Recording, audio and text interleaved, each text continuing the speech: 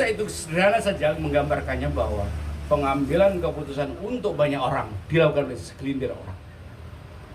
Oligarki politik itu terjadi di mana-mana, yang itu menunjukkan satu kenyataan bahwa liberalisasi politik, kebebasan tidak didorong untuk munculnya partisipasi dan emansipasi, tapi keputusan-keputusan strategis yang menyangkut kepentingan orang banyak seringkali disederhanakan oleh the gang.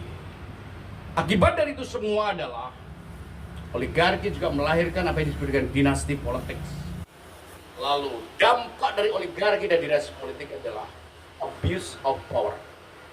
Maka itu jangan heran kalau demokrasi kita berdasarkan audit ya kira-kira satu dekade pertama itu Demos membuat sebuah riset yang menggambarkan terjadi defisit demokrasi. Capaian-capaian formal tidak diikuti oleh capaian substansial. Ada institusi, kelembagaan, ada Komnas Perempuan, ada Komnas HAM, ada Komnas Anak, kemudian institusi KPU juga dibuat berdasarkan sistem di mana dia harus penyelenggara yang independen, ada Bawaslu, Panwas dan seterusnya. Tetapi praktek pemilu secara substantif tidak melahirkan kredibilitas baru, karena di situ orang terjadi apa yang disebut dengan praktek-praktek pengingkaran. Karena sesungguhnya yang diilustrasikan dalam riset itu bahwa gap inilah yang terjadi. Orang punya institusi representasi, tapi kegagalannya untuk mewujudkan representasi itu sendiri. Siapa mewakili siapa?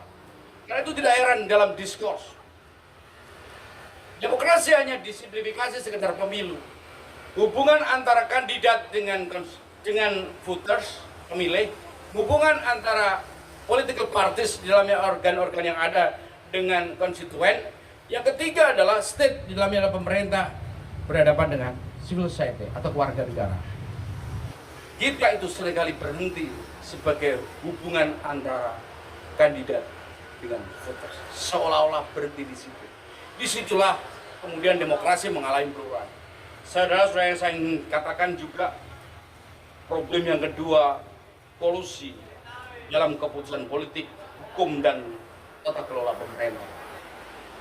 Ketika dinasti politik dibiarkan sebagai peristiwa yang biasa, apakah ini hanya terjadi di Indonesia? Tidak. Terjadi juga di Filipina, terjadi juga di Amerika. Tetapi tantangan kita adalah apakah kematangan sikap kritis kita terhadap penyelenggaraan kekuasaan yang berdalih di balik hak semua orang untuk menduduki kekuasaan. Entah itu jadi wakil presiden, entah itu jadi bupati,